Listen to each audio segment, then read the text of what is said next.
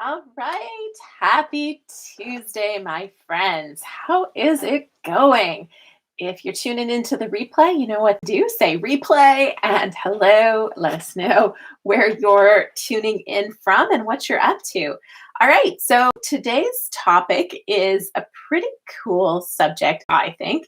We're talking about turning no into yes. And let's face it, when you are brave enough to become an author, you are also basically putting yourself out there into the world to accept the word no. You're going to hear no. That's just how it's going to go.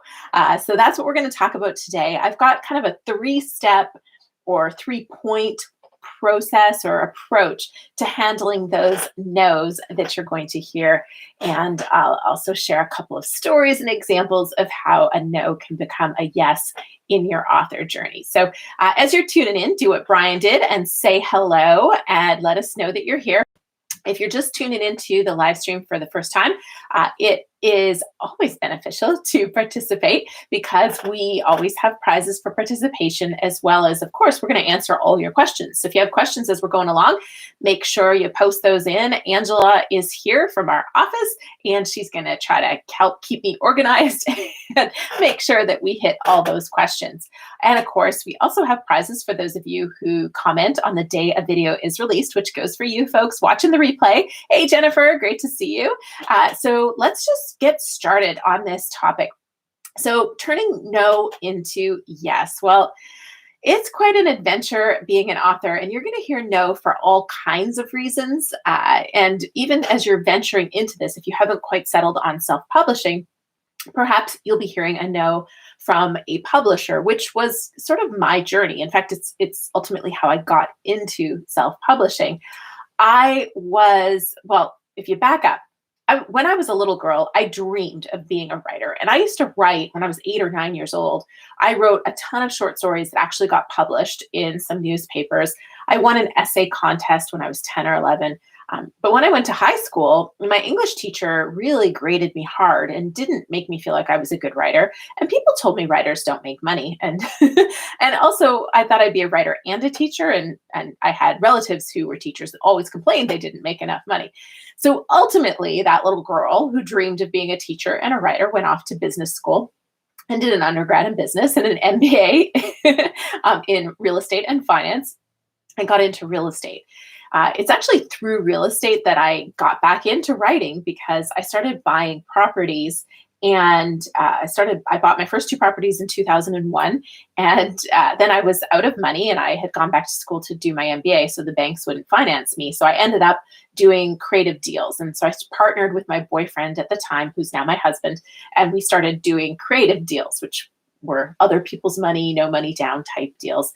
And ultimately, what we created was a really great portfolio of stories of all the things that can go wrong when you become a real estate investor. And I started writing a newsletter, and that newsletter eventually morphed into a training and education company helping real estate investors invest in real estate in Canada at the time.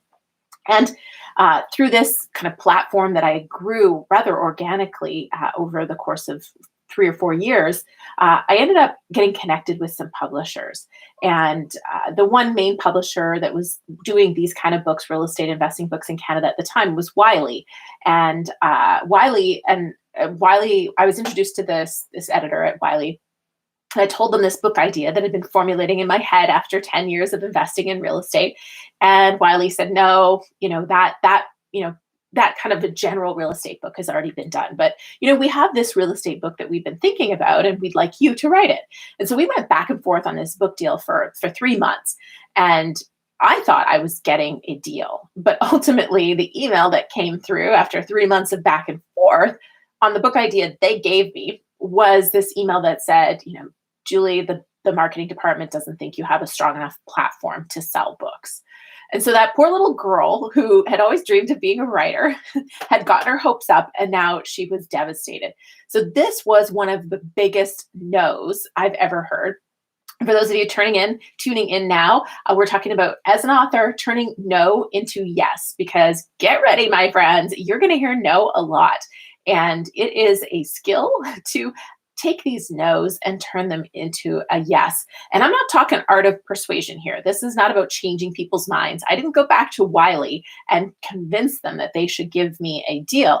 Ultimately, it took about 6 months before my ego recovered, but I ultimately decided to self-publish, and I self-published my first book, More Than Cash Flow. And really, I really thank Wiley because they took my ego out of this equation. So I wrote the book that I knew needed to be written, and I wrote it with minimal regard for myself, in that I shared the stories very openly that I felt very strongly people would judge me badly for. At the time, we had investors who'd given us capital to buy properties. I had clients who I was teaching how to invest in real estate. And, I was telling them in this book that I'd owned a crack house, not unintentionally. When we bought it, it wasn't a crack house. It turned into a crack house. We had a property manager that punched a tenant, and the tenant later died in hospital, and he got charged with manslaughter. And, the stories just were intense to live through, pretty fun to read, I think, as somebody kind of, vicariously learning. But, all of those were in the book, and I shared them, which were things my family didn't know. They were things our clients certainly didn't know, and they were definitely things our investors didn't know. But I really felt that people needed to hear these stories. And so I went into it with very little ego, and I dove into self-publishing with this mindset that I was going to do it better than if Wiley had given me a book deal. I thought, you know what? I don't want to look self-published. I want to look traditionally published and do this better. And so that's when I wrote More Than Cash Flow. And ultimately, I think largely because the message was so focused on the reader and so not about me at all, a lot of people rallied behind it. And ultimately, it went to #1 on Amazon, ahead of Dan Brown, ahead of Game of Thrones, and it was in the top 100 print books on Amazon in Canada for 45 days. So it did really, really well. And so this is my first lesson in no turning to yes, because, I want to thank Wiley, because I made 8 times more money on my books that were sold through retail channels. And I made a whole lot more through those that were sold at events and, direct sales, of which there was, at least 1,000 copies sold that way. I own the rights to this book, and it opened me up to self-publishing, which in a windabout way, not a direct route, but in a windabout way, has led to creating Book Launchers, which is truly the greatest company. I feel like everything I've done to date has really positioned me to be the person to create this awesome company with these great people, these wonderful authors, many of whom are here today on the live stream. So thank you for joining us. And it led me, it really led me to building this community here at booklaunchers.tv as well. So super grateful for that. I'm going to say hello to some folks now that I've introduced the topic, and I'm going to be sharing kind of 3 ways for you to handle no's and take them and turn them into a yes. My way was saying, okay, no, I'm not going to be able to traditionally publish this book, but I'm going to self-publish it and do it better. So that's what we're talking about today. And every time, this is a quote, and I think Angela's going to drop this in the chat for you, but this is almost like a mantra for me. But every time I thought I was being rejected from something good, I was actually being redirected to something better. So in my mind, I was being rejected from being traditionally published, but it was actually a great gift because I was being redirected to self-publishing, which I think is the greatest thing on earth. But I may not have gone down that road had I not hit this no really hard. Okay. So who's here? King Blunt Roller 489, Deborah Lloyd, Efren, hello. We Photo Gal, hello from Connecticut. Hey, great to have you here. Bill, another one from Connecticut, right? I'm getting these abbreviations. Sometimes the abbreviations catch me off guard. Exotic Expression, Dance Fitness, hello. Hey, great. It's great to see all you guys here. Kimberly, Martha, hello. If you guys haven't seen the video Martha did a couple weeks ago, there's people on my team that actually say it's our best author spotlight to date. Martha was very generous in sharing her experience of coming to us with a finished manuscript and working with us as we made suggestions about changing the direction of the book. So thank you, Martha. We've had some really great feedback from that. Left Hand Libra 80. Hey, I don't know if I've seen you here before. Welcome. Great to have you here. Okay. Oh, you love crab houses. Yeah, it wasn't crab, it was crack. Yes. Okay. And how do I handle Angela's no? I don't know. Okay, let's keep going. It's so great to have all of you here today. Thanks for tuning in. And of course, if you're watching the replay, say hello too. Play along. Play along when you're here on the replay. Okay, so let me just go back to my notes so I don't lose my place. Okay, so again, we're talking about turning a no into a yes, and you're going to hear it when you ask for endorsements, when you submit your book for awards, media, podcast interviews, publishing options, reviewers, speaking engagements, bookstores. There's going to be a lot of no's, and ultimately, you're going to have to be okay with that. And my approach is to turn them into a yes as much as I can. And this is, some of this really, I look at how my 4-year-old does this, and I model some of my approach after him now, because I actually try not to say no to him. I try to find another way to answer his request than say no. But ultimately, sometimes I do have to say no. And what is the very first thing he says when I say no? He wants to understand why. Why not? Why can't we do that? Or why can't I have that? And so he explores that. And I think that's the first thing for all of us to do is really to understand, is this really a no? Because sometimes it's a not right now or not with that angle when we're talking pitching. It's not always a no, I don't want to have you on my show. It's a no, that wasn't the right angle for me. That no, it's not the right timing for me to talk about that. No, I just had somebody on last month that talked about that. So and it's not always an option to ask why. I mean, you're not going to pester somebody who says no to endorsing your book, but you may have other options there. So we'll touch on that briefly today. But really understand, is this actually a no? And as much as you can figure it out, try to determine if it actually is a no, or is there something else here? Is it a not right now? Is it a not that way? Understand it, because you can often uncover an opportunity within that no. No, this content isn't quite right, and what's the opportunity to improve it? Okay. The second thing is, are there other ways to achieve the same objective? So for me, my objective, with the story that I shared at the beginning, the objective wasn't necessarily to get a traditionally published deal. At the time, I had this feeling that some of you maybe can relate to, which was I felt like I needed to be chosen. And I felt like in order to publish a book, somebody had to tell me my book was worthy. And I now realize that's completely wrong. And in fact, many of the books that are chosen probably shouldn't have been chosen. And many of the books that don't get chosen are far better. So ultimately, for me, the objective was to write a book that would help other real estate investors avoid a lot of the problems that we had encountered, because we had taken a lot of the very popular, still to this day, they're popular, get rich quick type courses. And it's the one I'm talking about, or one of the kinds I'm talking about, when you hear it on the radio and it's like, now is a great time in such and such city to foreclose or to flip properties or to buy foreclosures, or, it's the same ad in every city. And it's not the best time in every city, but they run that same ad. So those kind of get rich quick type real estate investing courses, those no money down, those kind of things, that's what ultimately led to a lot of the problems that we encountered with our real estate. And I really believe that people needed to understand some of the risks, not just the riches that came with real estate. And so for me, there was another way to achieve that outcome. It was self-publishing. But other times there's other ways to achieve your outcome too. A lot of people go after that sounds very aggressive. I mean, a lot of people approach somebody, a celebrity, and they're looking for a forward or something big.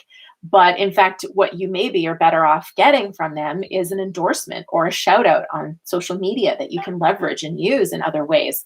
So just kind of look at, are there other ways to achieve the same objective that you're after that makes this no not necessarily a no? It's just kind of a redirection, right? It just kind of like the quote we shared earlier. It's not a rejection, it is a redirection. Finally, the last thing, and I'll break these out and give you guys some examples and we can chat more and answer questions. But the final thing that I like to do is really look at the opportunity or the gift in that no. And there always is an opportunity or a gift in that no. Sometimes the gift is kind of an awakening that you're about to head down the wrong path. And sometimes the opportunity is kind of what happened to me is self-publishing was way better, way, way, way, way better for me than traditional publishing ever would have been. I mean, and I've talked about this before, but in that first year alone, when my book first came out, I made more than $80,000. If I had had that book deal with Wiley, I would have made less than $10,000. And that's a dramatic financial difference. And that's not the only difference, right? There's a lot of other things that came into play. First of all, Wiley wasn't going to actually let me write the book that I thought needed to be written. They didn't think it was marketable. So I would have been writing a different book altogether, which probably wouldn't have sold anywhere near as well. And so there's a whole bunch of opportunities and gifts that came from that first big no that I encountered. All right. So let's see what you guys are chatting about. Hey, Daniel, great to see you. Ron, hey, good to see you. It's been a while. Okay, and Poetry from the Heart, hello. And Denise, oh, lovely. There's so many lovely people here today. Okay, so let's do a quick prize. And if you guys have any questions at this point, Angela, if there's been anything, I'd love to answer those questions. Otherwise, I'll give you guys some more examples or some examples other than my own story. So first, every Tuesday and Friday, we have a new video. Every other Tuesday, that new video is this live stream. When you comment the day a video is released, you get entered to win some swag. And today I want to give away a copy of my book as well, because I'm in Canada and we're going to head back to the States in a few weeks. And I have 4 copies of my book here. So I want to sign copies of these books and mail them out because my mom doesn't want them here. True story. She's got Martha's book sitting on the table. She hasn't even read my book, Martha, but it's okay. I'm excited that she loves your book so much. She's going to keep your book. She wants my books gone. So anyways, I have copies of my book, Self-Publish and Succeed, and I would love to send you a signed copy. So that's going to be one of your prize choices today, as well as our standard Oh So Soft journal. And I have to be careful because this actually has coffee in it today. And our hashtag No Boring Books mug, which coffee does in fact taste better in it. Proof. Yeah. Okay. So YouTube, our first prize today is, and it's a spinning wheel and it's choosing your names. And today's first prize is going to Mary Lynn Turner. I know you've won before. I don't know if you're here today. I know you'll tune in live if you're not. So let us know what you would like to win at team, TEAM, at booklaunchers.com. And of course, if you haven't already posted a review and you've got a copy of this, I would be ever so grateful for that review. We're getting close to having a reviewer party. I think last time I checked, we had 40 reviews and 50 is our first reviewer party. So post that review so we can have a big party. Okay, let's see. Oh, you are there, Mary Lynn. Congratulations. I see you right there. And Martha is laughing about my mom loving her book. She's actually, so sidetrack. So Martha, if you haven't seen her video that she did with us I think it was released last Friday or 2 Fridays ago, she wrote a book called, and I don't know if I actually have it here, but Martha, you're welcome to, actually Angela will have to post the link. So you can post a link to Martha's book, but she's making your crackers today. So it's all about keto, using the keto diet to have more strength and energy through chemo treatments. And so my mom is actually making the crackers, and it's a 3-bake process. So she's starting the first round of baking today. Okay, so let's see. Back to the topic of the day. I don't see any questions. She tried to review it, Martha. She can't. I'm sorry. I see her review. We tried to post a review for you, but I think, again, Amazon reviews can be really tricky. They've got a clever way of figuring things out. And I think because my IP address is, I'm sharing an IP address with my parents right now because that's where we are in Canada before we head back to California. And I think also because Jacqueline logs into our accounts, our production manager, I think they have an IP connection. So unfortunately, she was unable to review your book, but she did try. And Angela has dropped the spotlight there, and please drop a link to Martha's website as well. Okay, so friends, I don't see any questions. If you guys have questions, you can post them. Otherwise, I'm just going to share a couple more stories. So as we talked about, turning a no into a yes, it's asking, is it really a no? Are there some other ways to achieve this objective? And ultimately, what's the opportunity or gift in this no? So one of my favorite examples is a story from Michael Brenner, who came to us with a manuscript that his friends, a colleague that he trusted, a couple of them actually, had said, no, like, no, this book is not good enough. Throw it in the bin. It's not good enough. And so it was not necessarily what you might see as a no, but I do see every no that you get as an author from all different directions. There's opportunities. And so for him, the opportunity was coming to us and basically saying, is this an opportunity to improve, or is this my sign that I should stop and not publish this book?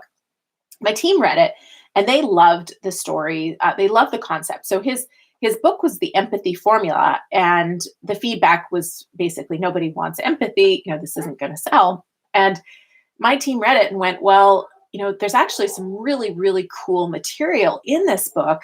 The challenge is that it didn't have a strong enough hook, kind of like his colleague had said, it didn't have that marketing oomph behind it. So he was having conversation with our story expert on our team, talking about the 42 different jobs he's had.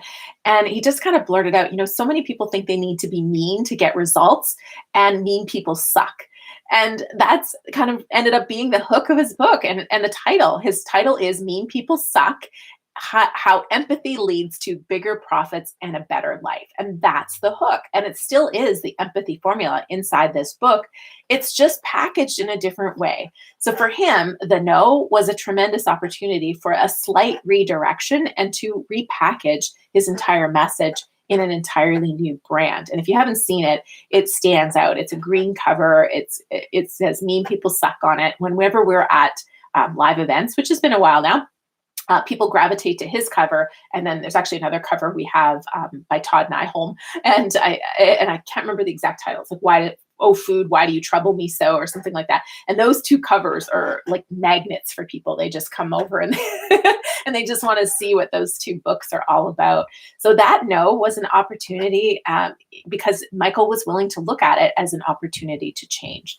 We had another client named Gautam Bade, and he had written this book, The Joys of Compounding, and he really wanted an academic publisher to publish this book, and was not getting it. It wasn't getting the deal that he wanted, and so he decided to self-publish in pursuit of that deal. So for him, unlike me, self-publishing was the end game after I was turned down by Wiley. For him, self-publishing was the means to the end. And so he wanted to show that he was going to be able to sell a lot of copies of a book and ultimately be worthy, I guess, for lack of a better word, of this traditional deal. So he published The Joys of Compounding, sold a lot of copies, got the attention of that academic publisher. And then I haven't heard from Gautam directly on this, but I saw it's now published by HarperCollins India. So it looks like, unless there's different publishing deals out there for him, which is possible because you can license off the rights to different places depending on what deal you've got, he may have an academic publisher and that, or maybe HarperCollins bought the ultimate rights. But it was for him a means to an end. And we've had other clients too that have wanted a very specific publisher, weren't getting anywhere. So they worked with us to create the manuscript all the way to the cover and the layout. And once there was a physical book and somebody could see it, they bought it, or in Gautam's case, he sold a bunch and they saw that it was going to sell, and then they gave him the deal. And then to go the other direction, one more no. One of my friends, colleagues, I actually worked on his book. It was, I think, the first book I was I worked on in depth, kind of behind the scenes. It's called From Renos to Riches by Ian Szabo. And it was a Wiley deal that he had. And he, after a while, he was actually approached by a production company that worked with HGTV to do a show. And so he wanted to do this show, and the production company wanted it to be based on his book, From Renos to Riches. And he tried to negotiate with Wiley to get this TV production deal, but Wiley owned the rights to his book, the content, the title, everything. And Wiley wouldn't negotiate with the production company. Ian wanted to pursue this, so he ended up buying back his book, which involved buying every copy that was in circulation. So I don't know how much that cost, but I can tell you it was in every single bookstore in multiple counts in most bookstores in Canada. So it was It wasn't six figures. He only ever said it was a high five-figure purchase to get the rights to his book back. So ultimately for him, the no from Wiley to negotiate with this company led to him being able to do this, the pilot. He also owned the concept, and so he did a cross Canada tour, training tour. He branded a lot of things around this book that he couldn't brand before. He had different partnerships. I don't know for certain, but there was something with Home Depot at some point. Republished the book, and then he started giving it away, which is something a lot of authors don't realize. But when you have a traditional book deal, you can't give your book away because you don't own it. It's not your book to give away for free. You can buy copies from the publisher and then give those copies away that you've purchased, but you can't just give copies away. And so for him, he ended up donating a lot of books to a lot of different causes and people and groups, which was something that was really near and dear to his heart. Ultimately, the TV show didn't happen. He flew down to Florida, filmed the pilot, was just about to make an offer on a house in Florida so that he could move him and his wife and kids there to shoot the show. And then HGTV didn't greenlight it. But I don't think he has any regrets whatsoever.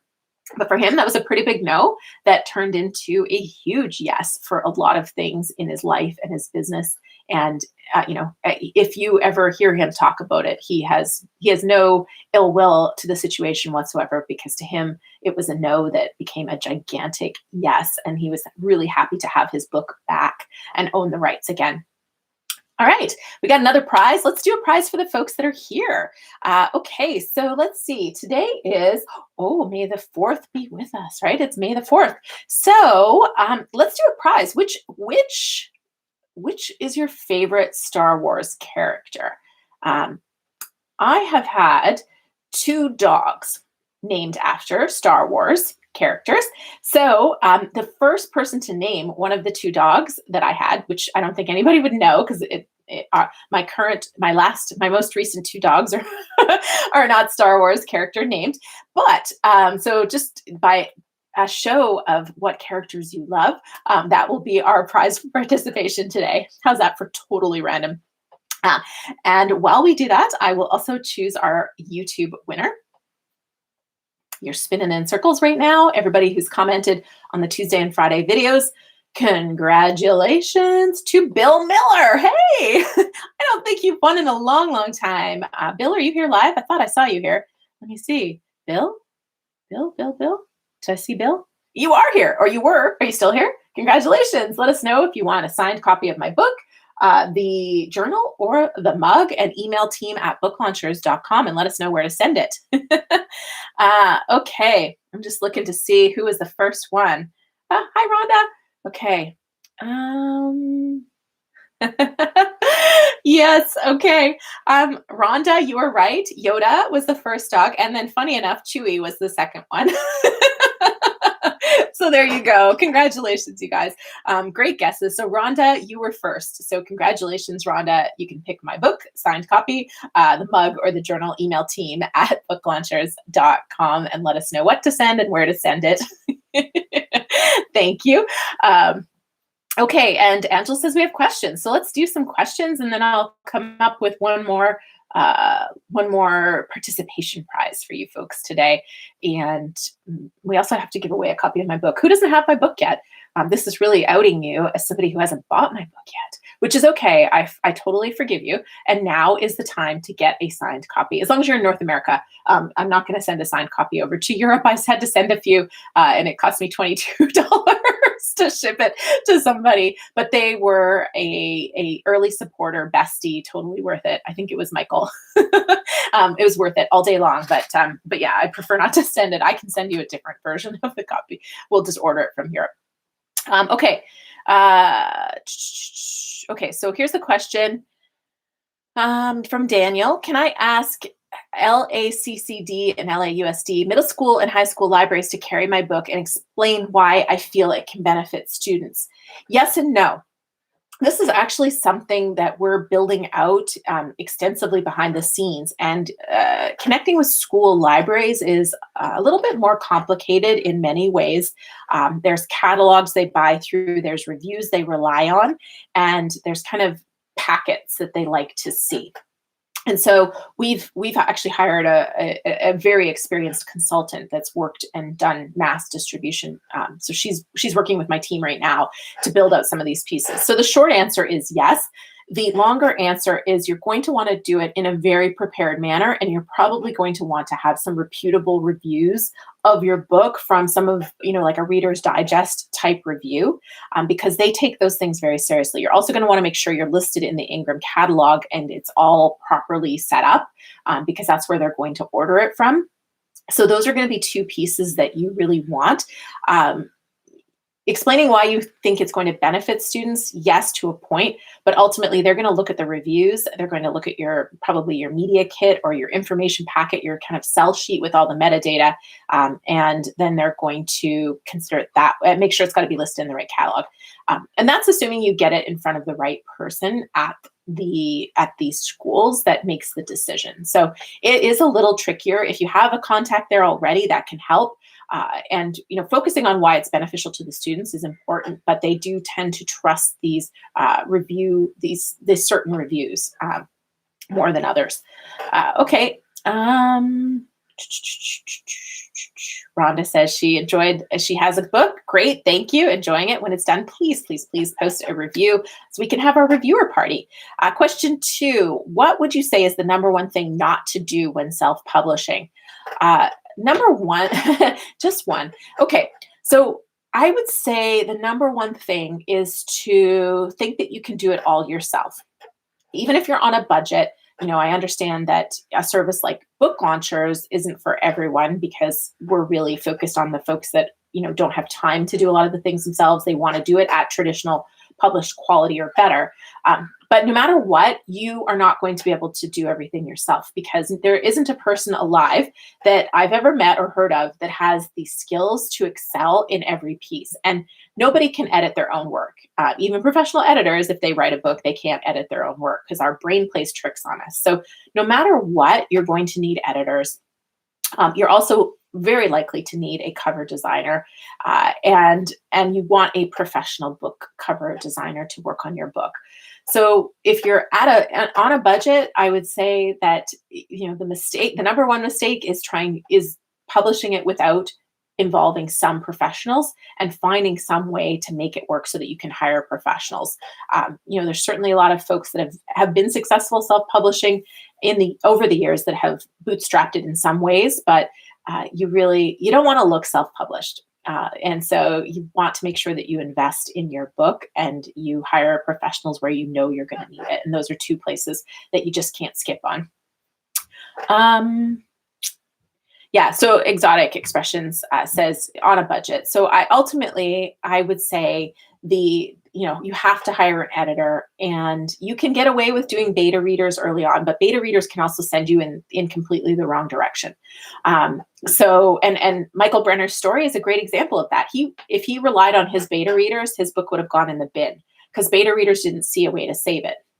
Other times we see people who have put their book through beta readers and they bring it to us and they are very overconfident in their message because their beta readers have said how great their book is, but the beta readers lied. Either they lied or they really didn't know any better, but we go to read the book and we can't figure out the hook. We don't even know who it's for. We're 10 chapters in and we still haven't figured out what the goal of this book is. And the beta readers have told this author it's great. So you can bootstrap some of it with beta readers, but ultimately put your money into an editor and getting a great cover, and you can figure out the other pieces along the way. The pages of my book are falling out. So let us know that so we can submit a ticket, and do let us know where you got it from. That does happen occasionally. KDP print, sometimes the glue. So if you got it from Amazon, that can be an issue, but we definitely want to submit a ticket on that. And if anybody else ever encounters issues with people telling them that their books have pages falling out, you want to submit a ticket on that. And also let them know that I personally would replace the copy, no problem. But that's not something to write a review on Amazon for. You guys are authors, so you probably get this, but it's not the author's fault that pages are falling out. So writing a bad review on their book page that a page is falling out impacts their reviews, and it doesn't actually get you anywhere. So you're much better off to return it to Amazon or return it to Barnes and Noble or Chapters and get a refund and get a new copy, or contact the author directly, as in our case, and we'll just send you a new copy. So you can email team@booklaunchers.com and we'll get you a new copy. And we'd love to know where you got it so we can submit a ticket. Okay. Any other questions? And oh, there we go. From We Photo Gal, could you touch on asking for blurbs for a self-published book? I feel a little timid in asking for my first book. So for blurbs, typically, I'm assuming you mean endorsement type things, like for the front of the cover, the back of the cover, those kind of things. So asking celebrities for them. So there's a couple different approaches here, and a fun story from Michael Dominguez. Actually, I'm pretty sure I can share this. I think I talked about this somewhere else already, so it's going out there. Michael, if you're watching the replay, I'm telling it. So he wanted a blurb from David Chilton, who wrote the Wealthy Barber book. And I had a loose connection, so we connected him, through that loose connection. Ultimately, David Chilton said no, he wouldn't blurb the book, but he ended up calling Michael, and they had a 15-minute call, which was so cool. I thought that was really, really fantastic.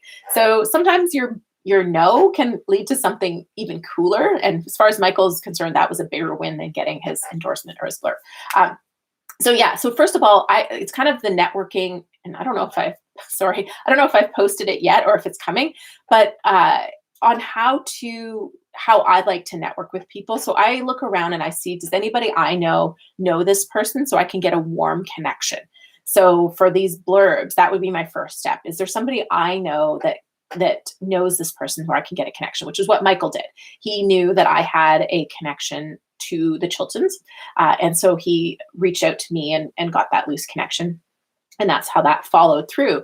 But the way I often do that is look at LinkedIn, look at Facebook. Do you have any shared connections? If you don't use social media, just start letting people know that you would love to have, so-and-so person blurb your book, and here's why.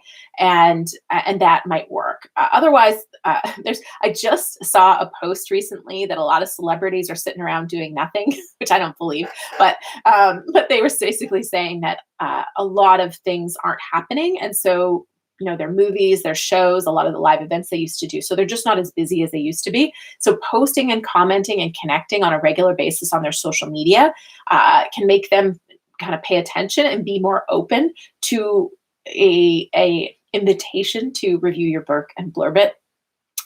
And finally, what's the worst that's going to happen? Ultimately, when you get their contact information and you reach out, chances are they're going to ignore you, right? Like that's, 85, 90% of the time they're going to ignore you. So there's really nothing to be shy about. You can just expect that nothing will happen. And that's totally cool because you're looking for that 10%, right? It's kind of like when you're in sales, a lot of times it's, the mantra is you want to get as many no's as you can because that means you're that much closer to the yes.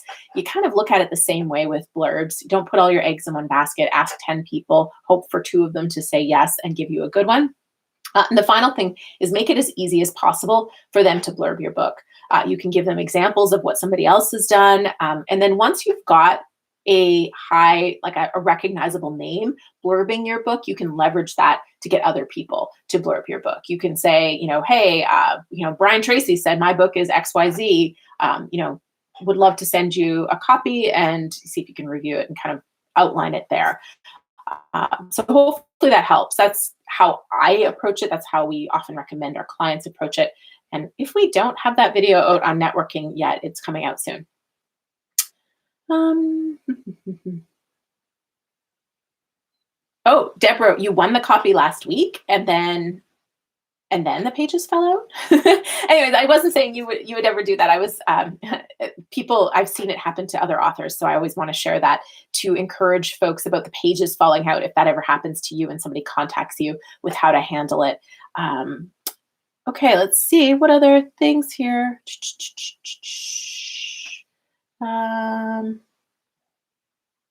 Any other questions? Sorry, I was just reading. I see a question from KW Matterhorn about how many copies a day is a realistic target for a first-year KDP publisher.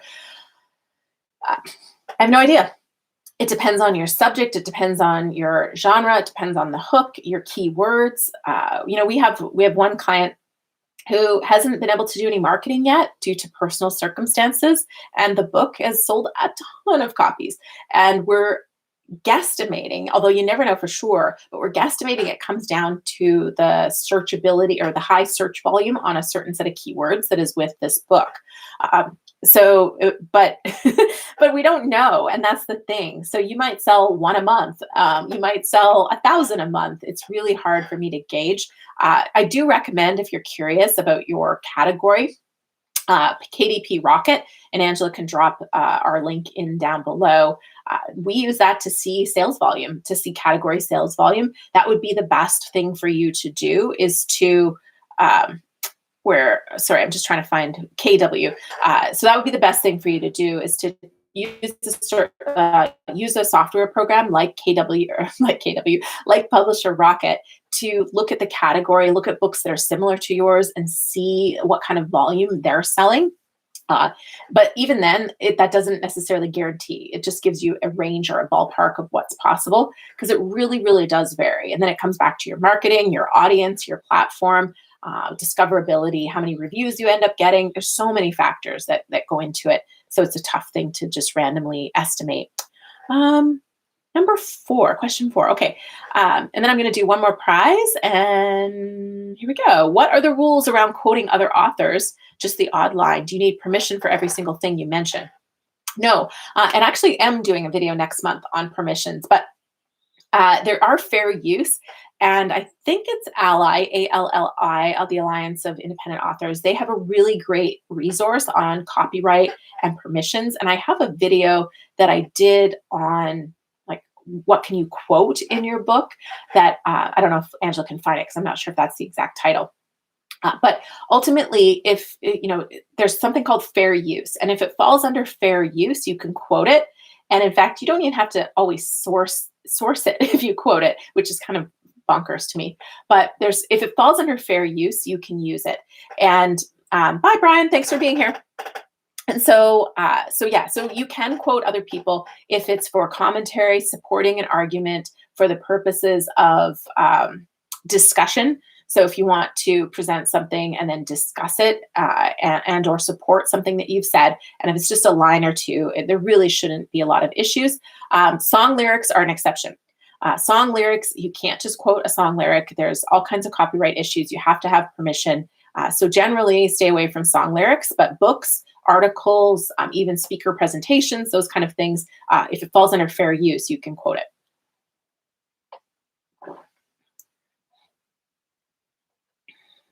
Oh boy, sorry, I was just reading this question. So Chris H, help. I'm a freelance designer, and for a client wants me to handle the publishing of their first book, and I've never self-published before. Where can I get info about legally protecting myself? I'm not sure that sounds like you probably want a lawyer of some kind. But yeah, I'm not really sure how to help you with that. That's a complicated question that I'm not exactly sure how to unpack it. If they're self-publishing, so how we're set up is we don't even have a contract for our clients, because we retain no rights, no royalties. All the accounts that are set up are our clients' accounts. So we have terms and conditions that outline our membership and our services. And so everything that we do belongs to our clients. All the ideas, all the source files go back to the clients when they're done their service with us. So it's very simple. We still had a lawyer draw up the terms and conditions, and we have them reviewed periodically as well and updated. But it's very clean, because self-publishing means that the author owns the rights. And so when you're self-publishing, you don't necessarily need to legally protect yourself unless you're keeping some rights, and it's muddy. So that's why I don't really know exactly how to answer that question. But there are some really great resources out there. Like I mentioned, ALLI, I don't know how they say it, but the Alliance of Independent Authors. And then there's another one, which just slipped my mind, that we're also members of. There's a couple of different organizations out there. So you can go and check out some of the resources they have online, and they're great. Okay, so let's do one more prize, and then I'll answer one or two more questions, and then I'm starting to lose my voice. It's been a busy day of phone calls today, so I feel like I've been talking nonstop since I woke up. Okay, Let's see. The final prize for today will be, what was your favorite tip from the turning a no into yes? I'd love to hear what your favorite tip was from those kind of 3 tips I shared or the stories I shared. Whatever sticks out in your mind from no to yes. Let's kind of do a recap, and I'll pick my favorite, or I'll ask Angela to pick her favorite maybe, and that can be our final prize today. Okay, so what about mentioning a song title is the same as lyrics? Yes, I'm pretty sure the song titles are the same as lyrics.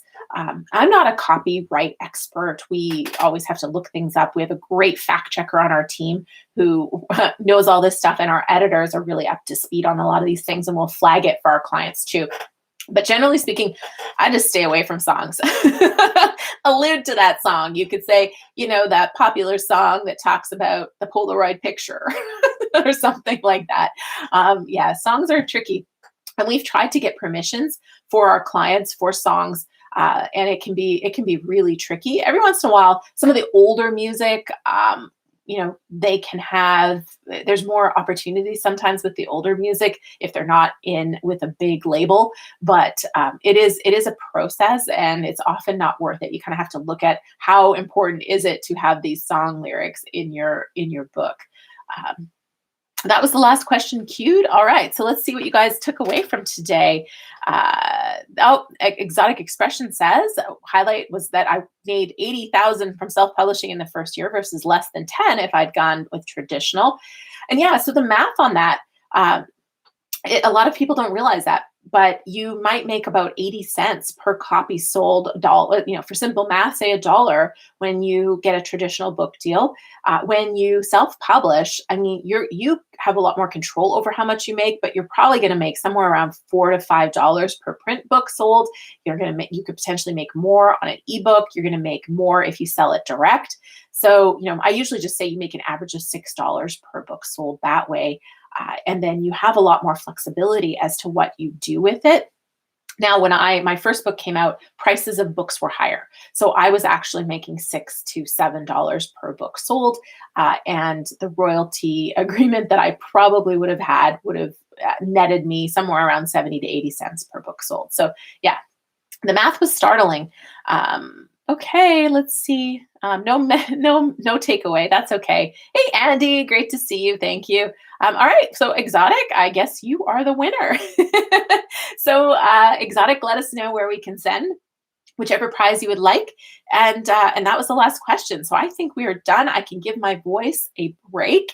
Thank you so much for all your questions and your interaction. It was a fun session today. We'll see you back here again in 2 weeks. And in the meantime, if you haven't contributed to whether you want us to get t-shirts for our upcoming swag, head on over to our community tab.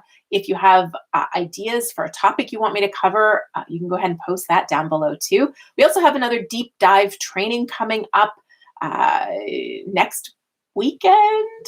I think it's May 15th. I'm sorry, I don't have it right in front of me. This one is going to be on marketing. So this is going to be a great session. It's our last deep dive until September. So we'll be sending out the links to that on Monday, and I'll be posting it on the community channel as well. But if you want to join us to chat book marketing, building a brand that can be leveraged from your book, that'll be happening on May 15th at 10 a.m. Pacific Standard Time. It's Zoom link, and there's no replays. So you got to be there live to catch the awesome content and get your questions answered. All right, you guys, have a fantastic day. Thank you so much.